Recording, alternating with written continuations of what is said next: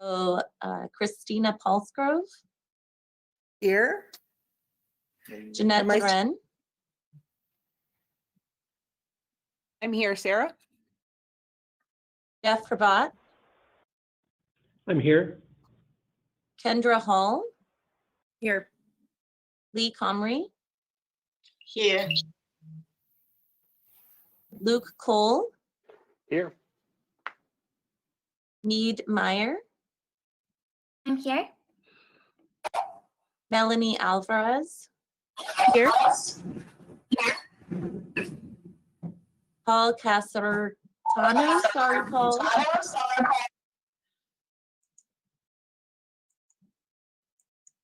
and then there's two listed just as PAG, so is that you? Is that our moderator? Yes, that is me. Thank you.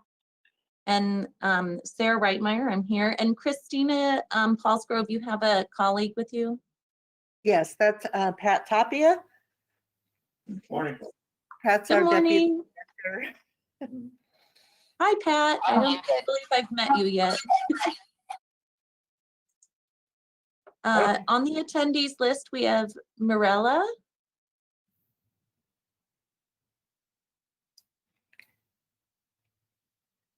I'm here. Hello. Nemesis. Sorry if I pronounced your name wrong. Good morning. It's Nemesis from the Arizona Department of Water Resources. Hello. Hello. Nicole Gillette or Gillette. I'm here. Paul Rosenboom Yes, I'm here. and Roxanne Lindsay.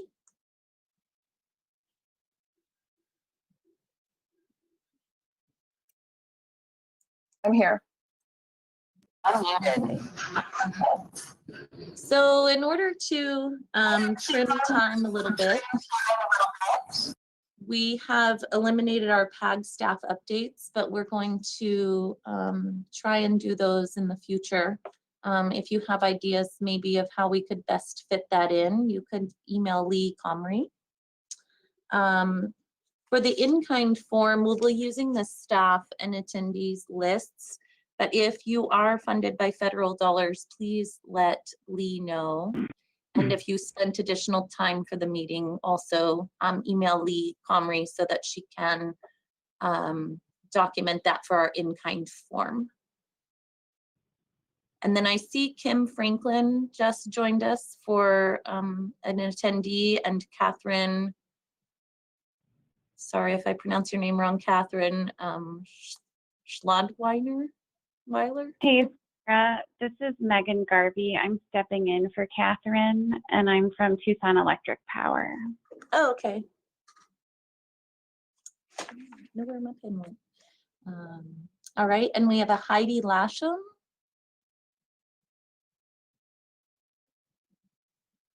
Heidi is in, and she is, we'll call in the next time she doesn't have a mic today, but she is attending and listening. Okay. So we will move forward on the agenda to the approval of the March minutes. So if you can take a look at those if you had them or if you've already reviewed them, we'll go ahead and have someone make a motion to approve. Just unmute yourself, make the motion, and then we'll have someone second.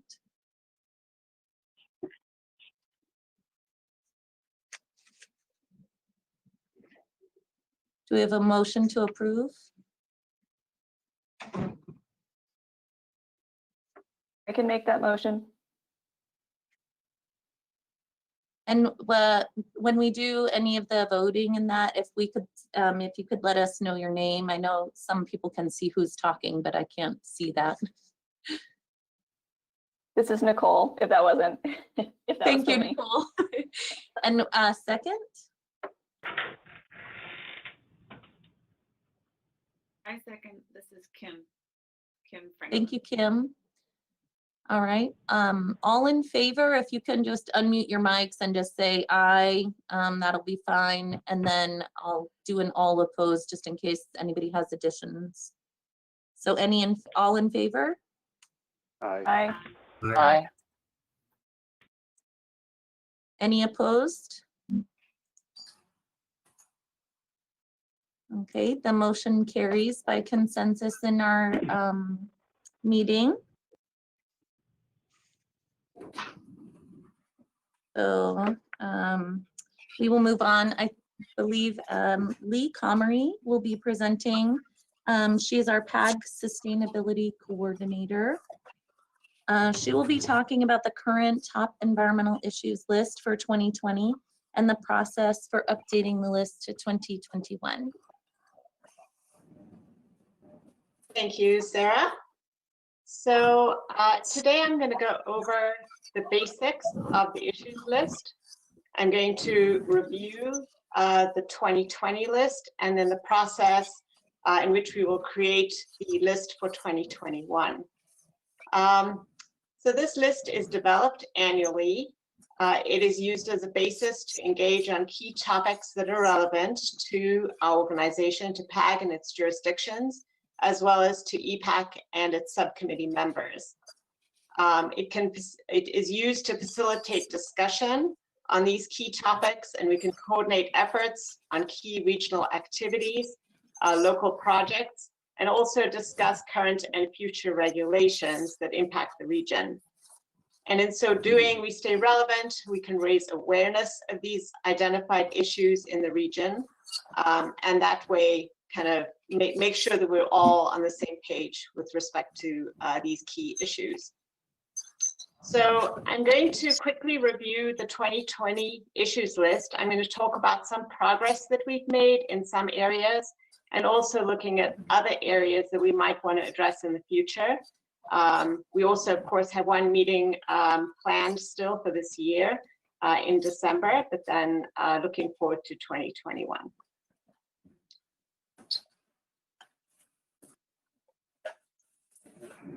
All right.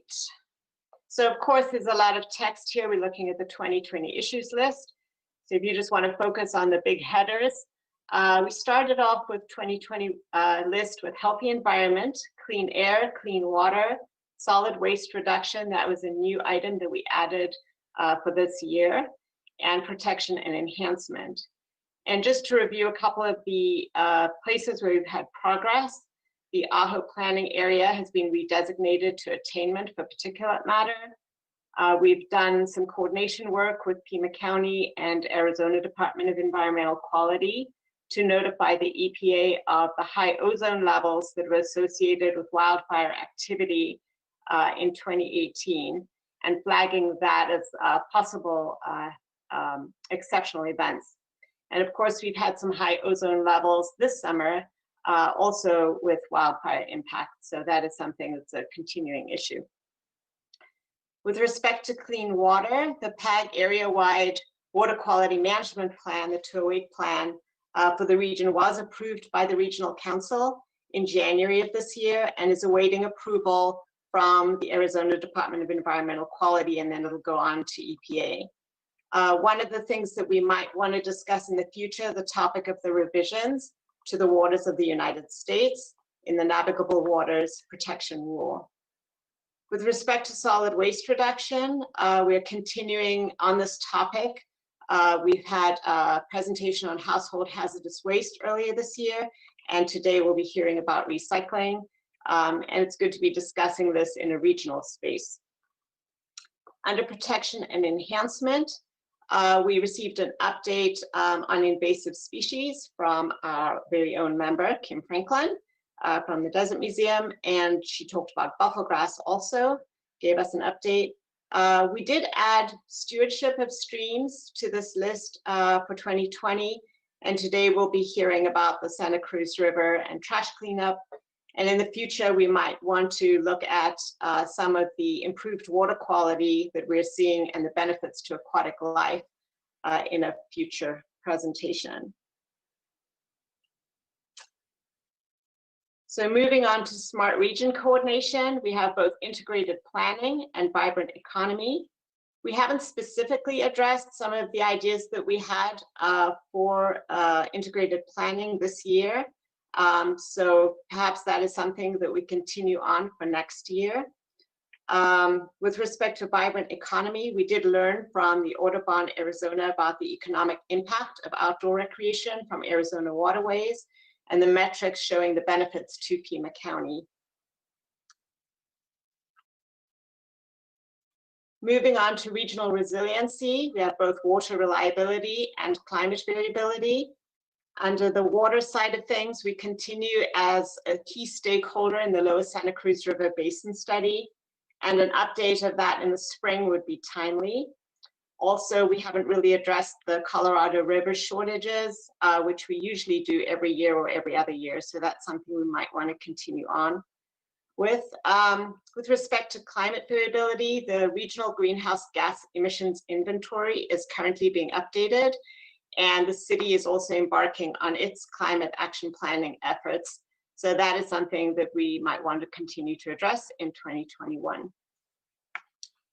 So just to summarize now the process for doing the update, I will be taking any feedback or discussion today, but we will want to get any general ideas that you might have over the next couple of weeks. You can just email me.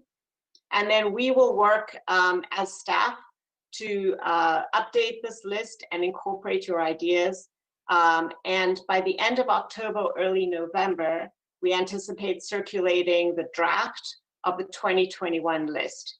And at that point, we will be looking to members to really look at the list and provide us feedback by mid-November.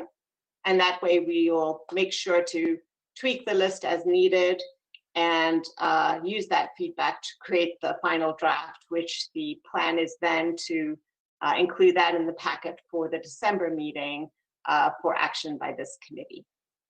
So that's all I have. If anyone has any questions or suggestions or ideas, now's a good time.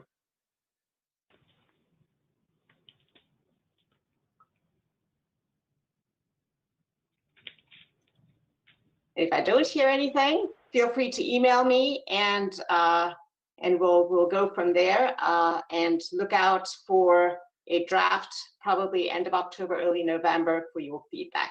Thank you.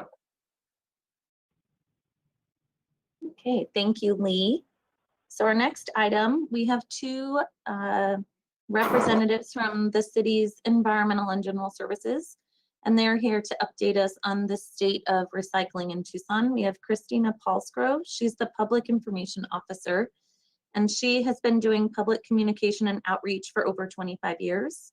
And we have Pat Tapia, and he is the Deputy Director of the city's Environmental and General Services. And he has spent more than 28 years in solid waste and the recycling industry. So welcome, Christina and Pat. Good morning.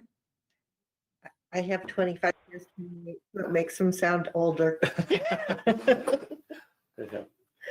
So, good morning. Thank you all for having us. I think I have control, or no?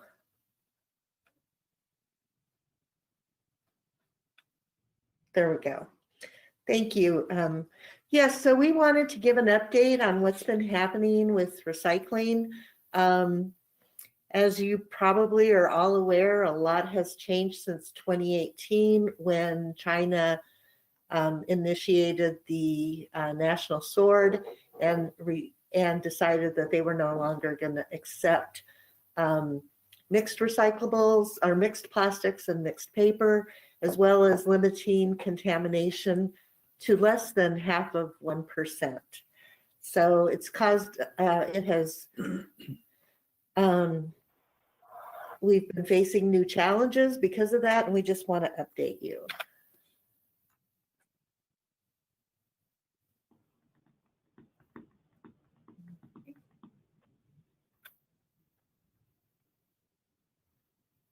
I don't know why it's not going forward. Christina, go ahead and Yeah. click back on that slide and go ahead and try your arrows again. I see your mouse moving. Yeah.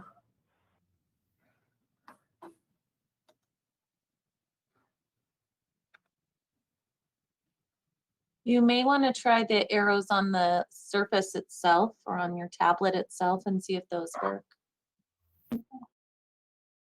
No. Okay, Mead, can you click through her slides for her? Yeah, I'll advance if you just want to say next slide. Great, thank you. Sure. So next slide. So you all are probably aware we provide single stream recycling to about 140,000 residential customers, as well as about 3,000 commercial customers. So we collected in FY 2020 about 33,000 tons of material, and nearly 30% of that was trash. We're not talking about, just some plastic bags and some styrofoam. We're getting some very nasty stuff like dirty diapers and human and animal waste, things that can really impact the quality of recycling. So that's been an issue that we've been wanting to deal with. And at the current time, because of drops in the market values of the commodities, as well as increased processing costs, we used to earn about $1 million in revenue, and now we're looking at a nearly $4 million cost for the recycling program. So next slide. So the things we've been working on is, how do we reduce costs? Our department is an enterprise fund. The average residential customer pays $16.75 a month for all the services. And we have not seen a rate increase for a lot of probably 10 years now. 11 now. Yeah. 11 now. So we needed to look at what we could do to reduce our costs. And we looked at what could we do in terms of changes operationally, program changes, and then of course, looking at how we reduce contamination. The contamination costs for every percent over 18.7%, we pay an excess residue fee. And that's currently about $30,000 a month. Next slide. So in last year, actually a year ago today, we changed our recycling collection to every other week. We knew anecdotally that most of the barrels that we collect were 1/3 to 1/2 full. And to verify that, we went out into the field and we monitored some areas, some neighborhoods over 6 weeks. Mm-hmm. And we found that to be true. So we felt that by moving to every other week, we would be able to provide the service that most residents required, as well as reducing our costs. We weren't able to cut the routes in half, but we were able to reduce the number of routes by about 7 a day. We were able to reduce the routes by 7 a day. So that's going to result in cost savings.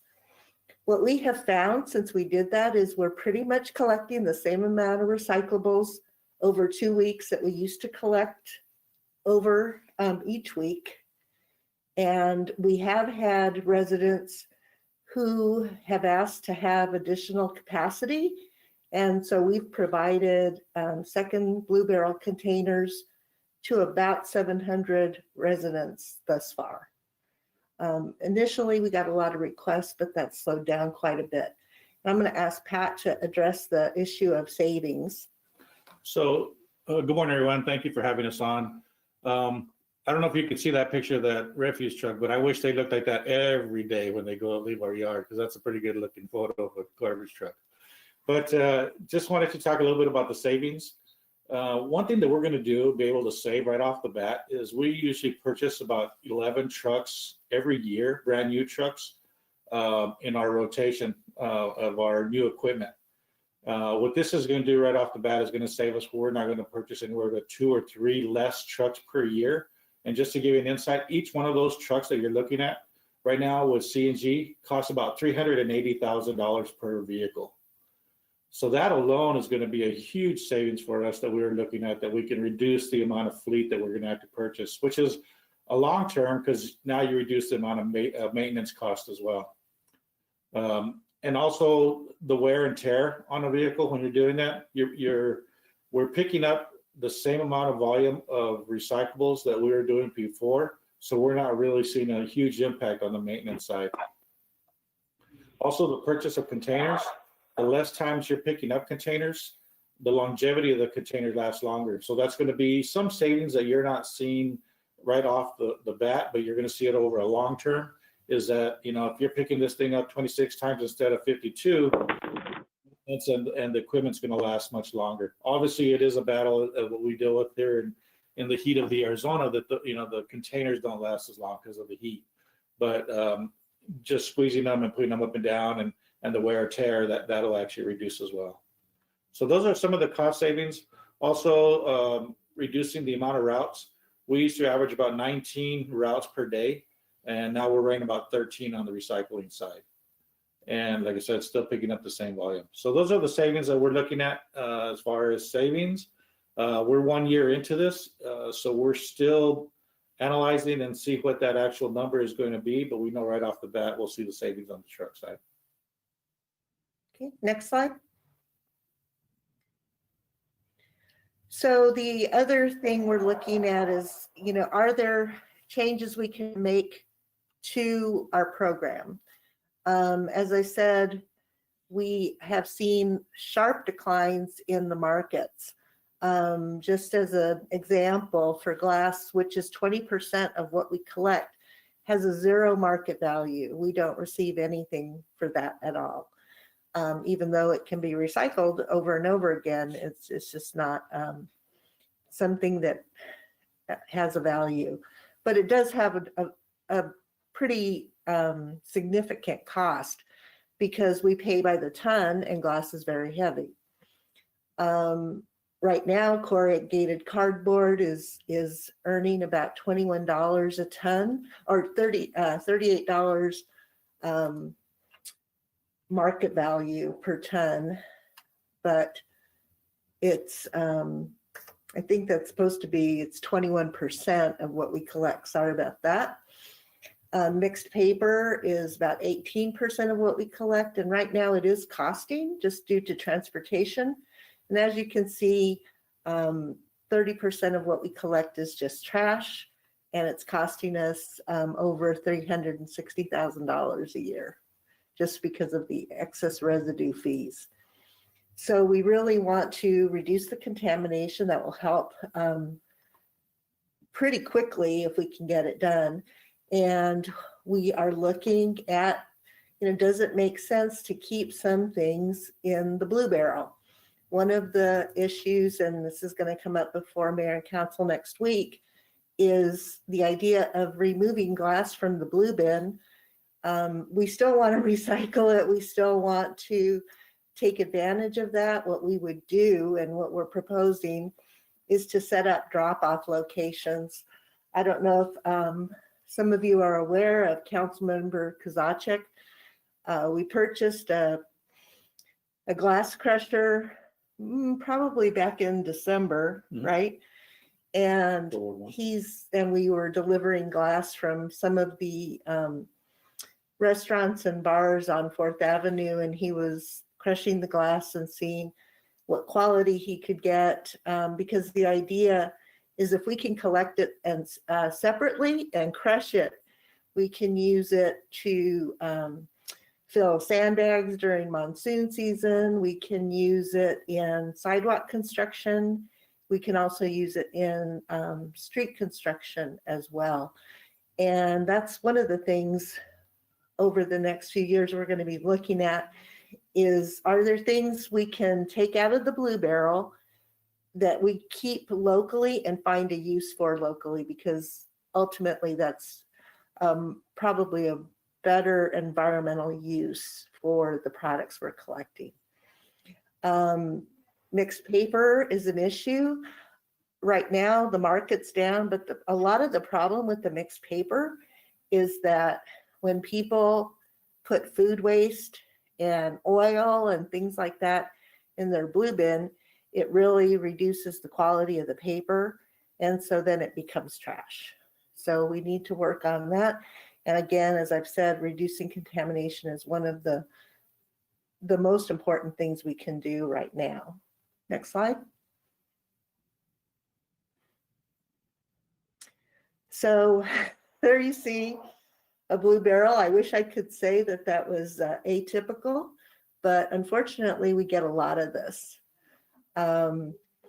We have been asked by Mayor and Council to do more education, so we're getting ready to roll that out. We've come up with this tagline of Rethink Recycling because we feel it's a pretty broad concept. It will allow us to remind our residents what is recyclable, but then we can also begin to encourage them to think about reducing and reusing rather than just recycling.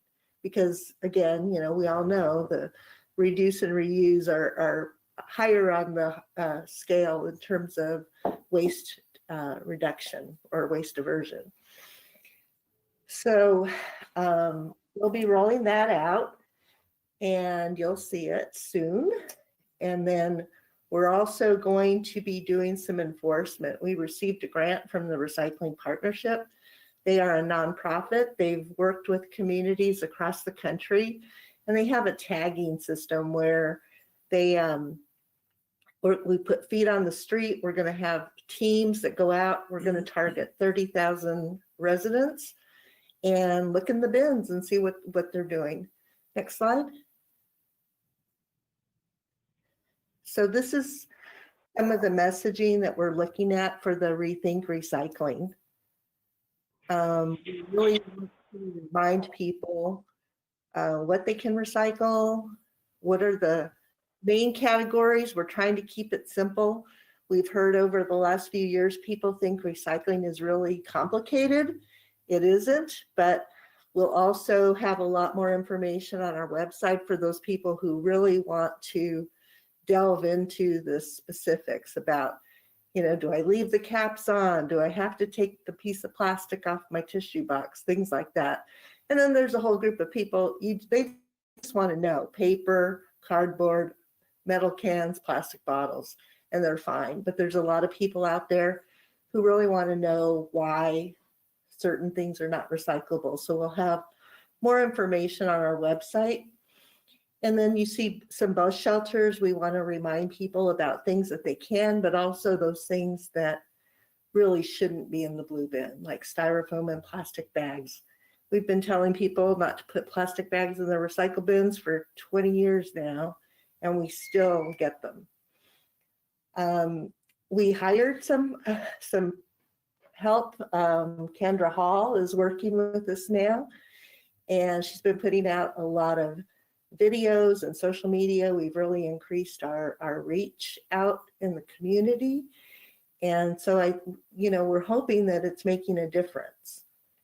I'm sure it is, because we did see about a 3% drop in our contamination during our last audit at the MRF. Next slide.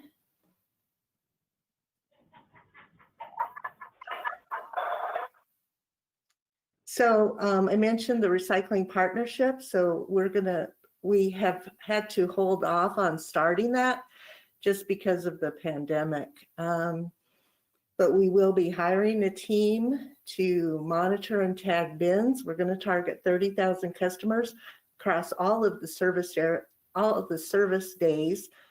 We will be doing pre and post samples to see what impact we have. And it'll take place over 8 weeks. We expect to start that in February. Next slide.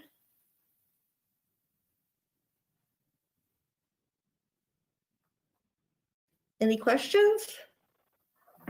Hi, I was wondering if there's been consideration for putting something directly on the blue barrel showing what goes in it and what doesn't, if people aren't catching on to the message in the mailers and whatnot? We actually do have a molded graphic that goes on all the blue barrels that shows what can and can't be recycled. But that's a good question, because we do already have a molded on graphic that has a diagram of all the items that we can put in there. But we are evaluating that, especially looking how recycling is changing in the future and what's it going to look like.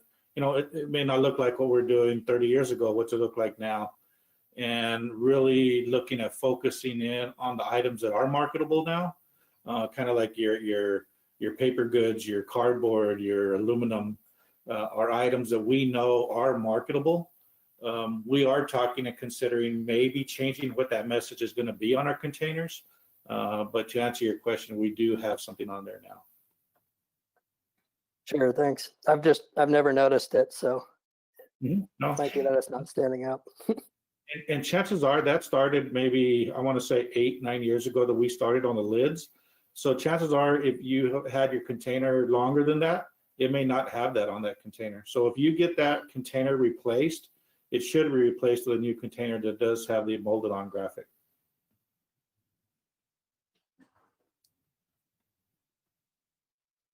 We did have one other question that came in through the chat, wondering if you see China reversing their change in the future.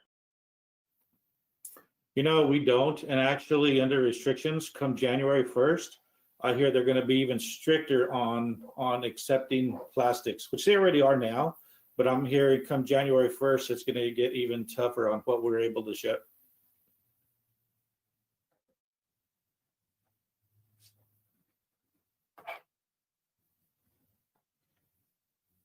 So that's why I think, and to answer, just to go a little bit further into that, is I think that's why it's so vital that we have the United States as far as an infrastructure in the state to see where we can actually find local businesses and local markets that are going to be able to recycle the material and not be so dependent on shipping to foreign countries. Because unfortunately, we are stuck with that, and not just us. I mean, you see that across the nation as far as shipping the materials.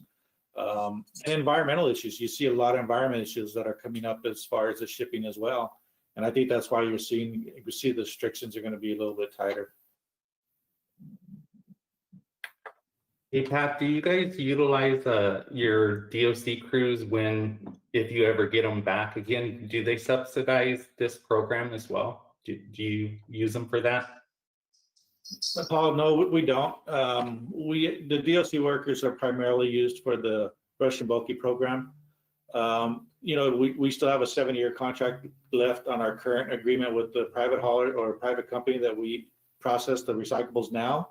If we were to do something different 7-8 years from now, I think the potential at that time would be for using DOC workers. But to answer your question, no, not at this time. They're strictly for brush and bulky. Thank you.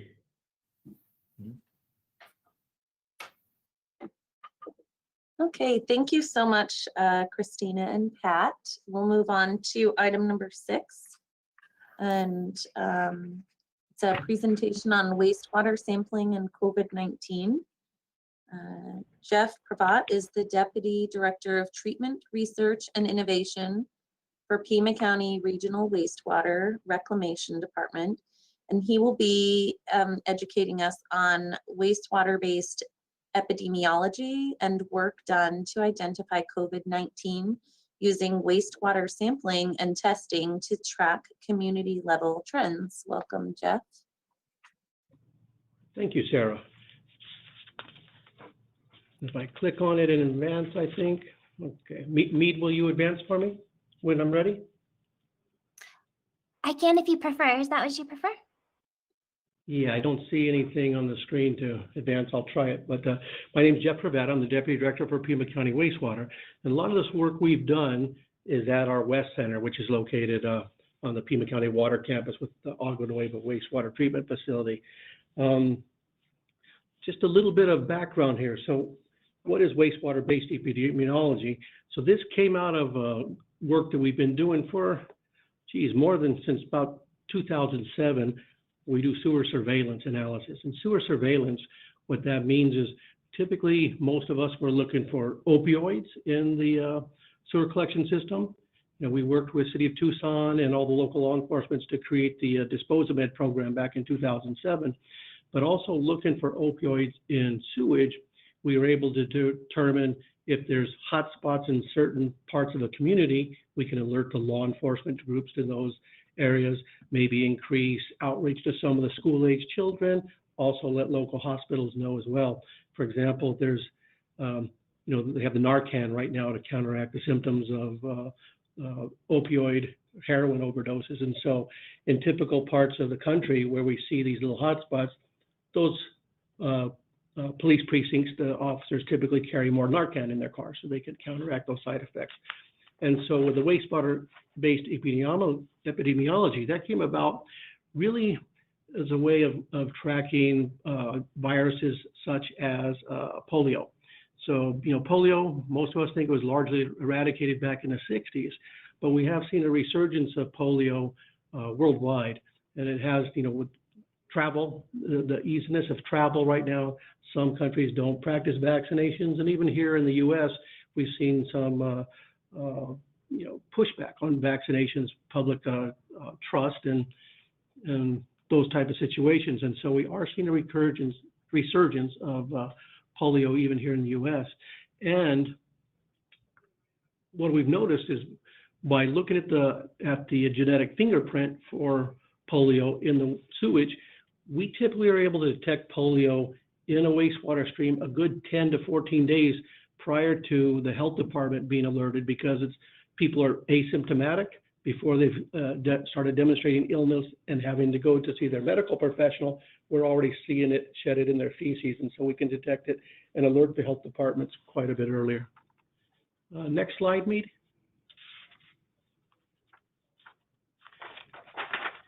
And so here's the common cartoon that we've all seen in the news for the COVID virus. And what we're looking at is the CDC targets N1 and N2. N3, that was an initial target, which CDC that has since abandoned probably around March. So the N1 and the N2 target fingerprints are what we use to detect the COVID in sewage. And it's this, by the way, these are the same targets that they use when you have your clinical test, when you go and get the nose swab or the mouth swab as well. Next slide, Mead. So here's the testing. This is the same testing that you're going to get if you go to a local medical clinic. They take the swab, usually they insert it up your nostril. We then take it to the PCR. We'll make a complementary strand of the RNA to make the complementary DNA. Do that through a 40 replication cycle. That's the CDC tested protocol. And after the 40 cycles, then we read that on the fluorometer. Next slide. So when you go get your nasal swab right now at any of the medical clinics, these are the typical analyses we do. So the CDC guidelines has you do a 40 cycle run, and then we quantify that Q value and that fluorescence of the target that's on the N1 and N2 primers that we've added to that virus particle. Next slide. And so what we've known for quite a while is we could detect poliovirus, one infected person in a population of 10,000 just by looking in the sewage. And this is hugely valuable to some developing countries and poor communities that don't have the resources to go out and test large sections of the population. And so we'll look for it in the sewage. We look for the same N1 and N2 genetic material signatures that they do in the clinical labs. We look for it in the sewage, and people continue to shed for a good 2 to 4 weeks after even recovery of symptoms, and 1 to 2 weeks prior to the symptoms. And so when you're talking about going to getting the clinical symptoms or clinical diagnostics that would make you want to go be tested for COVID, typically you're already feeling ill, you're showing symptoms, and that's why you're seeking medical attention. But you've been shedding that virus for a good 1 to 2 weeks prior to those symptoms. And so what I'm going to show in the next slide is how we were able to quantitate that. Next slide, Mead. So here's some early work. So these samples were taken from the Agua Nueva treatment facility. So this collects sewage from all over the south side of Tucson, all the way up to about River Road. And all those flows come to the Agua Nueva facility that's on the Camino Lacero and I-10 area. And so we've been testing with polio, looking for polio in sewage for the past year. And then when the COVID outbreak happened in December, I think it was around January before China was able to share the genetic sequence with everybody. And so we started looking for it in March, looking for those same genetic signatures in our wastewater. And so the blue and yellow bars on the chart, those are the N2 and N1 signatures that we see in the wastewater. And then the orange bar, the orange line on that chart, those were from Pima County Health Department. And those are the known test positive cases when people were going to the local clinics and hospitals to be tested for COVID. And when you first look at the area from about March through May, it doesn't look like there's a lot of correlation. But keep in mind, when COVID first happened, we had a heck of a time getting all those test capabilities throughout the community established. And so I think we were grossly underreporting the number of cases that were in the public's eye. And many of those people were asymptomatic, so they weren't seeking treatment or seeking testing. Next slide. This is that same bar chart, but this time we plotted the gray line. This gray line looks back 7 days prior, because we know people, even after they've tested positive or in recovery mode, they're continuing to shed that virus for a good 2 to 4 weeks. And so what we did is we took a 7-day prior and a 7-day after our wastewater collection sample, and we did a cumulative average of those. And that will be shown in the next slide, Mead. So now this blue line, those are the cumulative rates. Still doesn't look like much. I know you're thinking that, but so the next slide kind of brings it all home and together. So here we are. Oh, I think there may be one more slide, actually. One more slide. So here's where we're at today. And now you start to see the blue line really matching up with our bar charts, and that's for community incidents. Excluding the stuff from March through May, just because we weren't performing the number of testings that are available now. We were lucky to be doing maybe a few hundred tests a day back in March through May. Now we're easily doing 1,200, over 1,000 tests every single day. But the important thing to take into consideration here, so last week's statistics, I think we had 59 cases per day out of 1,200 tests. So that's about a 4%, 4.5% positive testing rate. But if you think about that in the sheer numbers, so we're easily performing 18,000 clinical tests per week here in Pima County, in the greater Tucson area. We're taking 2 wastewater samples, one at the beginning of the week, one at the end of the week. So if you extrapolate that and you see how closely these two mirror one another, you can really see how in a impoverished community where they simply do not have the resources to test every person, they can still monitor the presence, whether this is peaking in their community or degrading. It's kind of a sentinel monitoring. And this is exactly what the University of Arizona has done. So I work very closely with Dr. Ian Pepper. He works at our West Center, and Chuck Gerva. And so over the course of the summer, we kind of discussed this multiple times. How would the return to campus look at the university?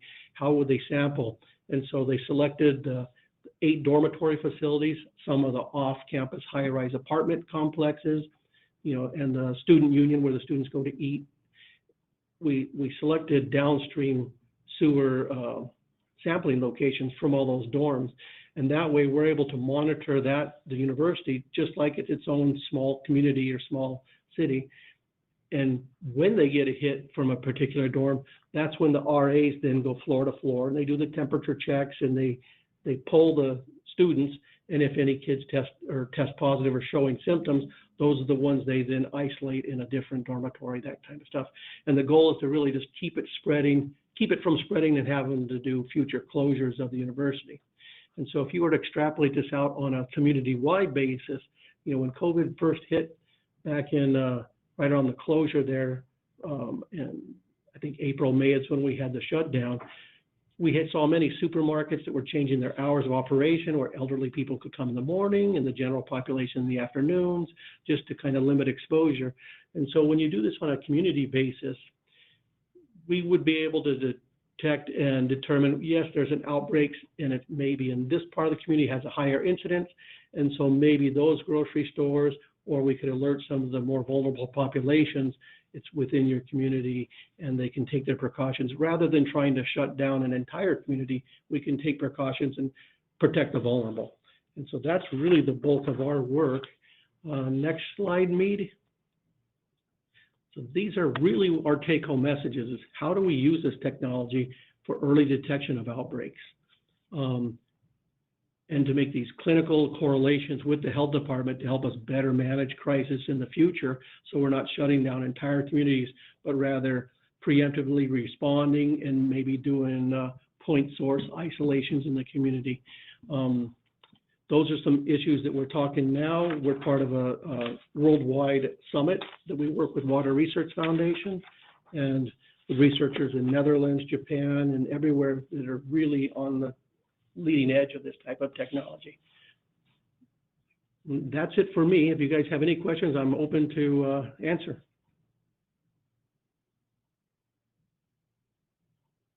I have a question. So thanks for giving this presentation first and foremost. This was really interesting, and it's nice to see that our community is on the forefront of this research. But my question is, it sounds like the university has turned this into a policy. So if the collection samples are indicating that there could be an outbreak, they're going and testing their students. Is there any efforts that you're aware of in either our community or other communities to use this science to create a policy on the shutdowns and make some sort of like drive an official policy on how we would shut down or do a quarantine in the future? Yeah, so not on a community-wide basis, but so what we're seeing in nationwide is it's the universities that are taking the lead on it. Universities have been very severely impacted because we've banned foreign travel, and a lot of the universities rely on foreign students for tuition. And so it really impacts their financial operations. And in most cities, the universities are a huge employment base for those communities. It's very devastating if they were to close for any extended period of time. And so because of the analysis is so critical, it's mostly the universities who have the capability to do the analysis. So Tempe's got a wonderful system up at ASU. We're doing it here. We see research institutions, Yale, Duke, Boston University, all these big research centers. Those are the ones that are kind of leading the charge. And so I think what's going to happen, we'll see publications coming out of this probably before Christmas, once they have their fall break, how effective were these measures we took at these universities, which are mini community levels, and how would we extrapolate it out to the greater community? I think those are the case studies, lessons learned when we look back on this in a few months and see how the universities were able to cope with it and how could we extrapolate that to larger communities.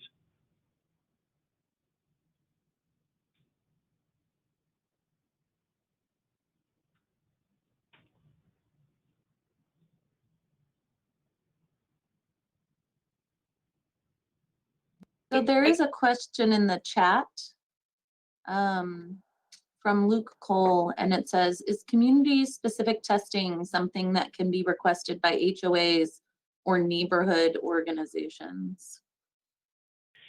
I'm sure that would be available at a cost. There's a cost is typically around $400 a sample, and we were doing that at our West Center, but we were quickly overwhelmed by the amount of requests that we were getting nationwide. We were taking in samples from, Seattle, San Francisco, all over the country were sending samples to us, and it quickly overwhelmed the university's ability to maintain the university sampling that they're doing right now. So we've backed off of that considerably.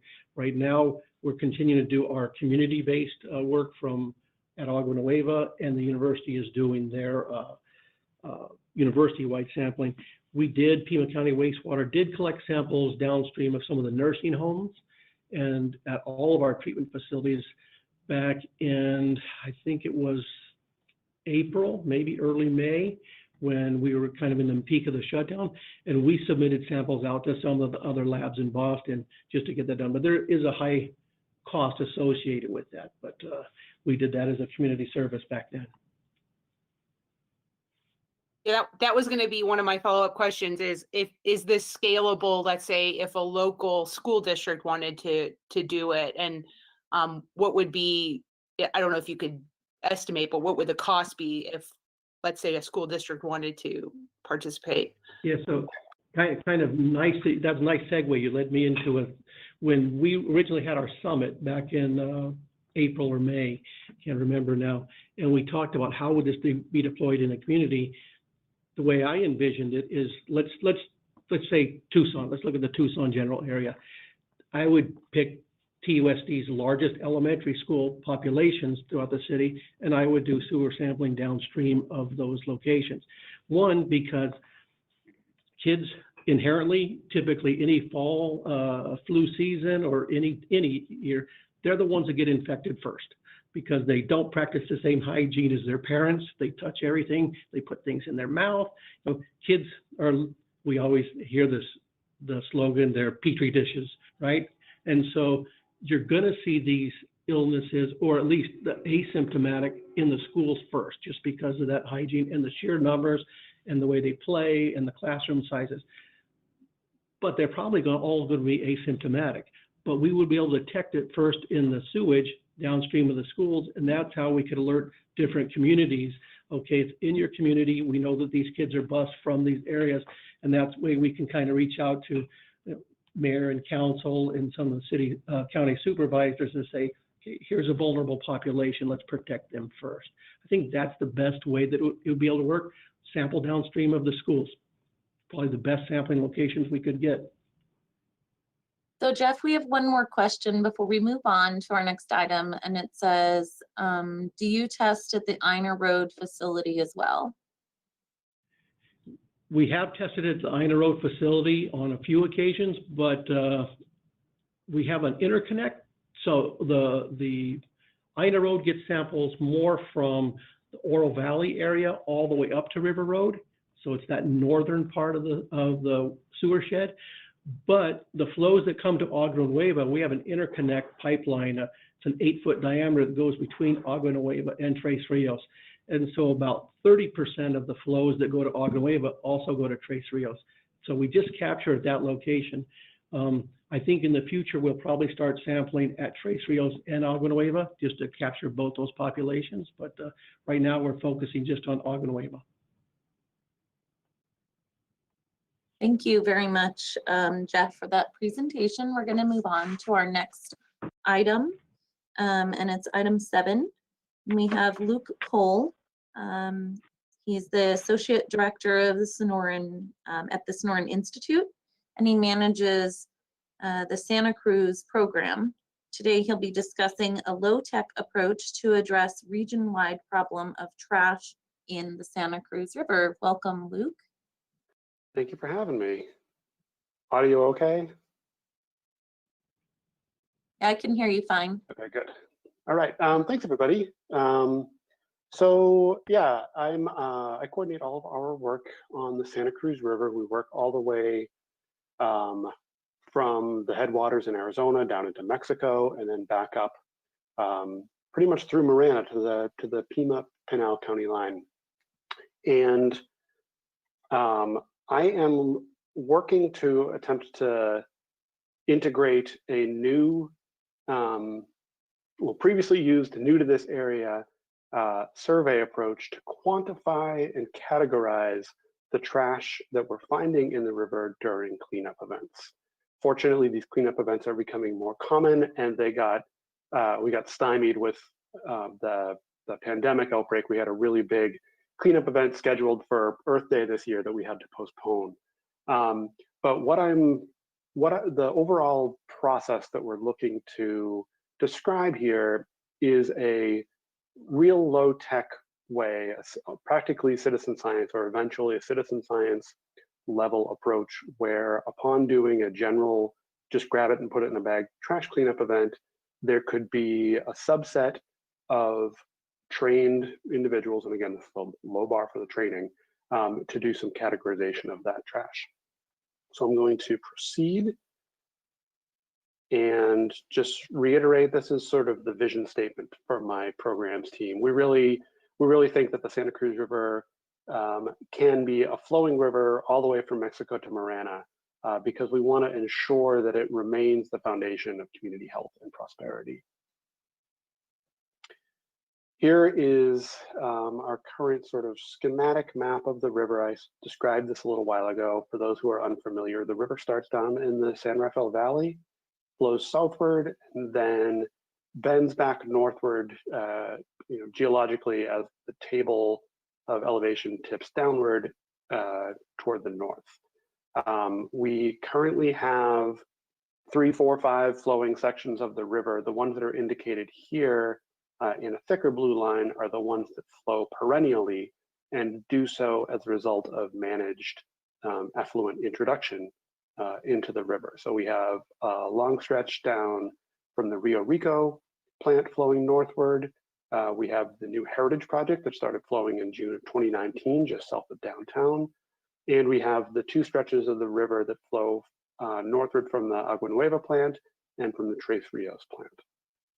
Altogether, we have about 34, let's say between 35 and 40 flowing miles of river in June, which is when we typically see the lowest extents of the river. And well, I'll save my next thought. So everybody who's walked along the loop unfortunately knows that Santa Cruz does have a lot of trash in it.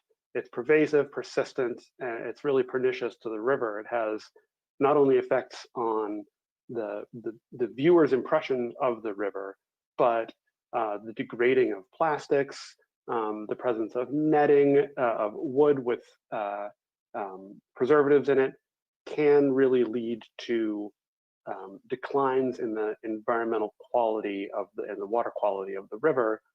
And as folks may know, we have started to see the return of some of the very pollution-sensitive fish species and insect species that rely on the river. So we want to maintain as much forward progress as we've made. And here I'm going to click on this image and skip ahead a little bit. This is a trash flood event that was captured in 2019 after a 4-inch monsoon rainstorm. I'm going to click ahead to about here. Okay, so we have the first Santa Cruz River from all of the rain pummeled the we're saying the same thing. west side of. There we go. So you're starting to see the first face, lots of styrofoam, lots of organic material. Not surprisingly, we're getting bigger pieces of trash. We're seeing, entire trash bags. This is really covering a lot because you're about to see a recycling bin come down. You can see it sort of at the top of the screen right now. And these will flow until the water finds a calmer bank, at which point the trash will fall out and collect. It'll also go until the water percolates down to the ground, and then you just have a raft at the leading edge of all this trash that's left behind.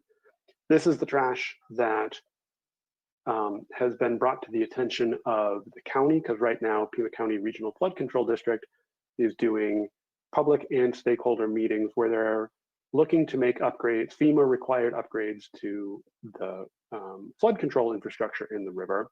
And while doing so, they've inquired as to what else folks would like to see in the river or other challenges that they've identified.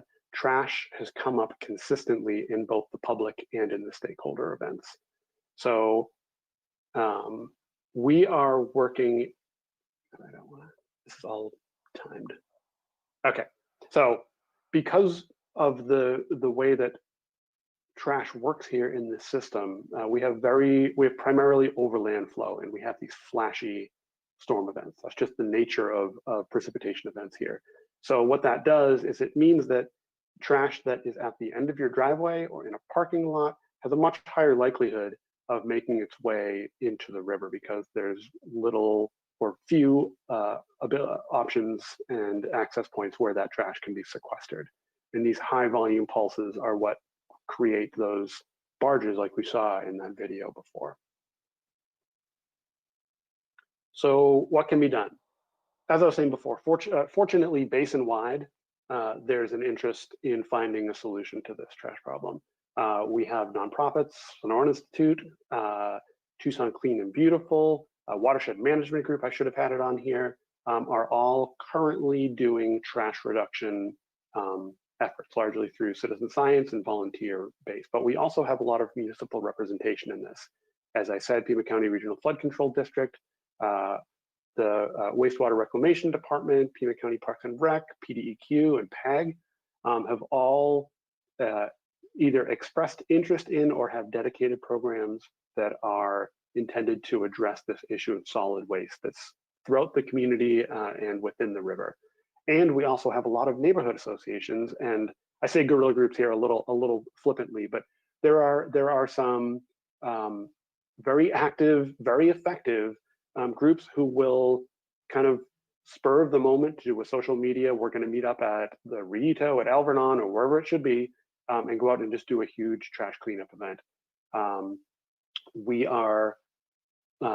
We being Sonoran Institute, Tucson Clean and Beautiful, and the representation from Pima County are looking to engage with those groups because access to the river bottom is a permit required process. So we're hoping that we can join forces to ensure that people are cleaning up the river as safely as possible. And then in terms of what can be done, there are also engineering approaches that can be considered around this as well.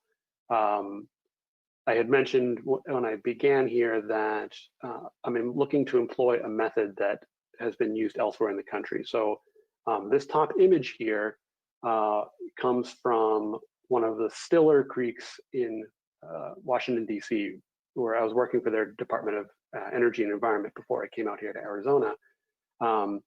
The two main rivers in DC are the Potomac River, which everybody knows, and the Anacostia River. The Anacostia is much more slow-moving, underserved populations live there primarily, and it's just riddled with trash from just decades of neglect.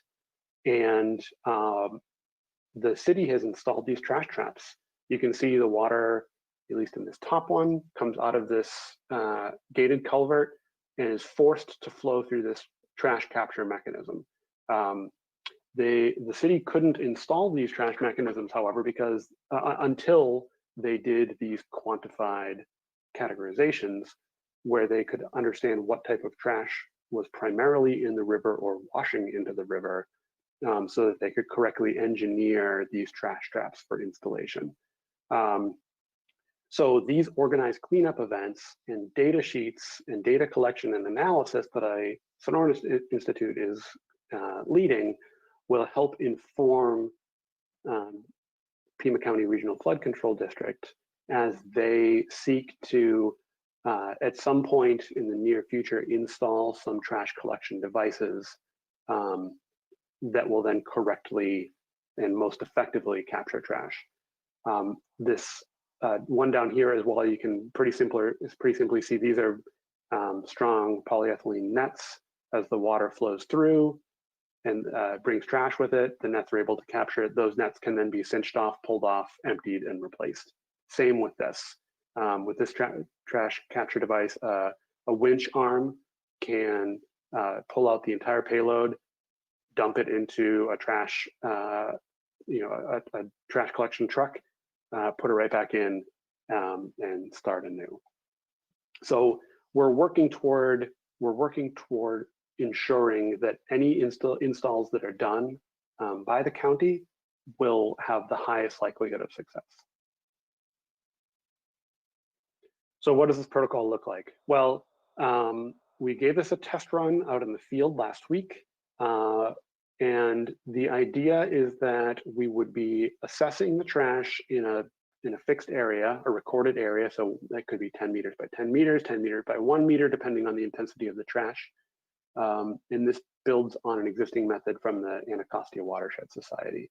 So the types of trash that are on the data sheet have already had a field verified weight associated with them. So that as we just do our, your 4 ticks in the cross, for every item that you find, there's an associated weight with it, which again helps with engineering. It also helps with quantifying how much trash exactly is in the river and is going to be pulled out of the river. And that method is applicable any place. It can be done down in the riverbed, as you can see here in this image.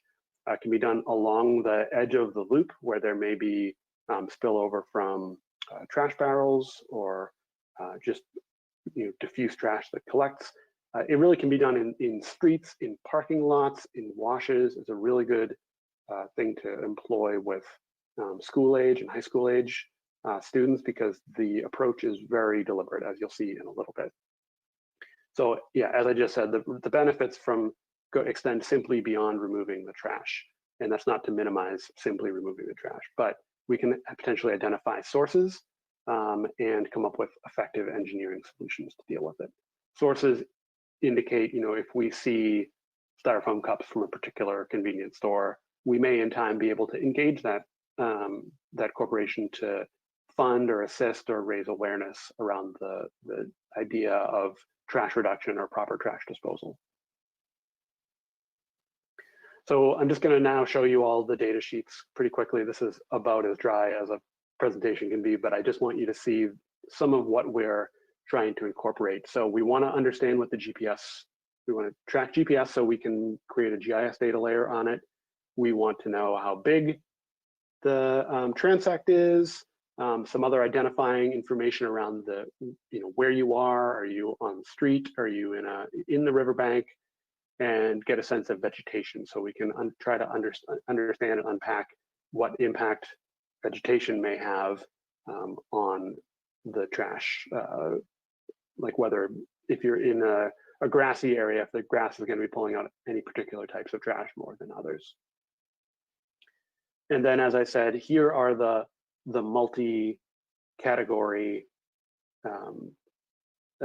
data sheets. So the one on the left is primarily food and drink related. The one on the right is things like toys, games, clothing, automobile parts, construction equipment. So all of these, once pulled together and tallied, will give us an assemblage of the trash found at that site. And we're hoping to employ this technique up and down the river. So Pima County is obviously focused primarily in Pima County, but Sonoran Institute would like to make this into a routine trash data blitz that we'll do up and down the river, so we can really get an annual assessment of changes in trash and understanding of where trash may be coming from. And outcomes really have profound management outcomes. So these are captured from the report from the Anacostia Watershed Society. Just sort of working around here, this is overall trash composition. Right, plastic bags, styrofoam, food wrap.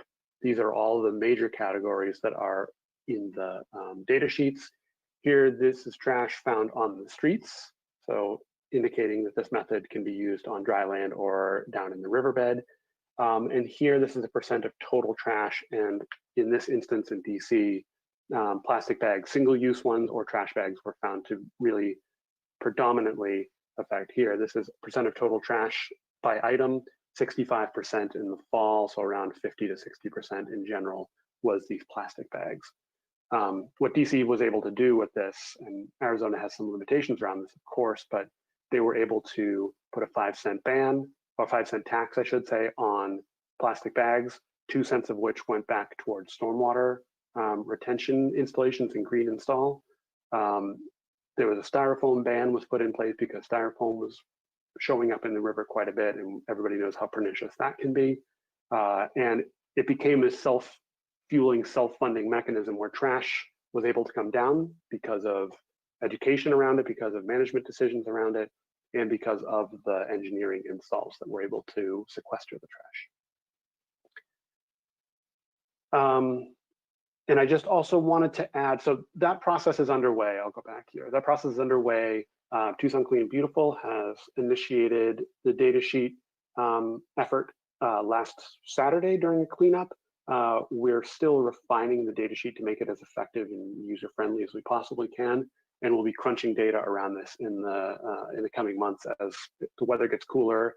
Ideally, COVID rates keep dropping, and we can get people out into the field to do trash enumeration during trash collection events. I also wanted to let folks know that the new Tucson reach of the Living River Report is presently out. It just came out this week, so if you go to the Sonoran Institute website or search Sonoran Institute Living River, that report just came out. We do that in conjunction with Pima County Reclamation and Flood Control. Also, this Saturday is our second annual Dragonfly Day. This one is, of course, going to be done by Zoom. So please make a point to check that out, register it. Every library in the county, thanks to Pima County Parks and Rec, has Dragonfly Day craft kits that for kids where they can make, little wax paper, paper clip, clothespin dragonflies. It also includes a copy of the Living River Report. And that report is also going to be mailed out to about 6,700 households within Pima County. So I'd encourage everybody to take a look at that. And with that, I have hopefully a little time for questions and input. But thank you all for the time. I appreciate it. Thank you, Luke. There's a question on the from an attendee that says, with the lack of monsoon this year, do you see an uptick next year in debris coming through the rivers and washes, additional homeless camps throughout the city and county? Also, how have the fires impacted the washes and rivers? It's all good questions. So we don't know yet in that because because it's been so hot since we came up with this method. There's been so few organized trash collection events where we've been able to get even just numbers of bags of trash data at this point. So we're going to start rolling out the survey method kind of starting now. So we'll have a sense. You could look at this as a baseline for a dry year, and we can see if that picks up next year. But I would not be surprised if there was a big mobilization of trash, creating new banks and barges of trash throughout the river once rains come, either in the fall or during the bigger monsoons next year. The fires, well, part of what we're hypothesizing may happen is that with all the ash that started to wash down into the washes, particularly the ones that drain into the Rito and up by Oro Valley, that ash is so fine that we think it may create a little bit of a clogging layer, particularly if there isn't much rain between now and then. The places that I've seen, it sort of has you don't get the big turtle shell scoots of cracked earth. They're much smaller, they're much tighter. So it's likely that until we get some big monsoon storm events that can really break up the bottom of the river, there may be a little bit more retention of water in the river than there had previously been, which could extend the flow extent temporarily. But yeah, again, once we get these big scouring storms, that really tends to help allow the water to percolate in earlier. I think I got the questions. I'm not sure. If there are any other questions, you can unmute yourself as well. But the question through the chat is to suggest the use of Survey 123 to collect data and a GPS, Android and Apple apps also. And then have you had any interest from Santa Cruz County? So yes, we're working. I think that it will be really effective in the future to build in Survey 123. For those folks who don't know, it's a GIS-based survey tool that allows for pretty quick input of data. Part of what we're doing right now with that data sheet, which you saw was 3 pages long, was to see where we may be able to collapse categories down or remove categories outright just because there's a lot there. And with there being a lot there, it reduces the user friendliness of it. I can very easily see in time there being an app that's either pushed out through the county, the Sonora Institute, WMG, or all of those entities that will let folks know, how they can use that app passively as they're out there in the field. They may not even need to collect the trash, but if they can, if we can create benchmark locations where folks can go out and regularly take a picture of it and type in what they see, that would be really super helpful. As far as Santa Cruz County, I have been in touch with Tumacacori National Historical Park. They're interested in the install of one of those trash collection devices, but nobody has. They don't exist out here in the Southwest yet. There's a few in Georgia, a few in the Upper Midwest, and a good number of them over in the East Coast. I think everybody's sort of waiting for somebody to install one to see the proof of concept, so that then they can be scaled up and used throughout. But yeah, there is Santa Cruz County interest in this. Thank you, Luke. So if there are any other questions, we could take one more question maybe. And if not, that's all we have for today. If you have any suggestions for future presentations, you can email Lee Comrie. Other than that, thank you all so much for attending, and do let us know if you have suggestions for our future meetings. This, like I said, was our first go at a GoToWebinar, and it seems to have functioned fairly well. Thank you, Mead, for assisting with the slides and advancing, and thank you all for attending. Thanks, everybody. Thank you, Sarah. Thank you to our speaker. Yes, thank you, Mead.